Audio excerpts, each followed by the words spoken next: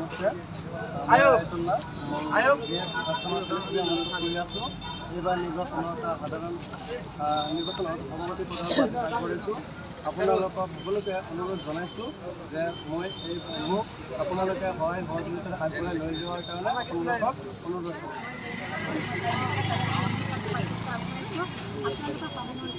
নমস্কাৰ, মই এবেলি হ'বলগীয়া খাৰুপেটীয়া সভা সাধাৰণ নিৰ্বাচনত মই তৰ্ক বক্তৃতা পদত প্ৰতিদ্বন্দ্বিতা আগবাঢ়িছোঁ। সেয়েহে আপোনালোকৰ পৰা সহায় হ'ব। মই ৰেজাউল হক মোল্লা খাৰুপেটীয়া মহোদয়ৰ সাধাৰণ নিৰ্বাচনত ছাত্ৰগত সাধাৰণ নিৰ্বাচনত মই আলোচনী সম্পাদকৰ পদত প্ৰাৰ্থিত্ব আগবঢ়াইছোঁ।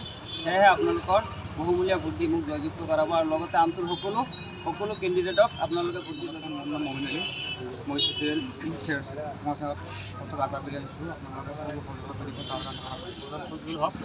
খাৰুপেটীয়া মহাবিদ্যালয় ছাত্ৰগত সাধাৰণ নিৰ্বাচনত মই ফুটবলভাৱে সাধাৰণ সম্পাদকৰ প্ৰাৰ্থী আগবাঢ়িছোঁ। সেইবাবে আপোনালোকৰ দোৱা আৰু আশীৰ্বাদ বিচাৰি দিছোঁ আৰু মোৰ সতীৰ্থসকলৰ কাৰণে মোৰ নাম অসীম ৰশ্মি কামাল। খাৰুপেটীয়া মহাবিদ্যালয় মই সাংস্কৃতিক প্ৰতিযোগিতা জনাইছোঁ।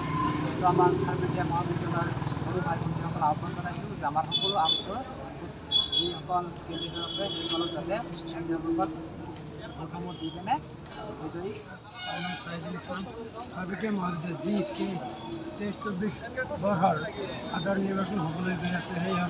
সেই নিৰ্বাচনত আপোনালোকে যাতে আমালোকক ভুৱা আশীৰ্বাদ কৰি আৰু আপোনালোকে বহুমূলীয়া ভোট দি জয়যুক্ত কৰে আৰু আমাৰ আঞ্চল নেতৃত্বত যিসকল কেণ্ডিডেট আছে সকলোকে ভুৱা আশীৰ্বাদ কৰি আপোনালোকে আগুৱাই লৈ যাব বুলি আশা ৰাখিম।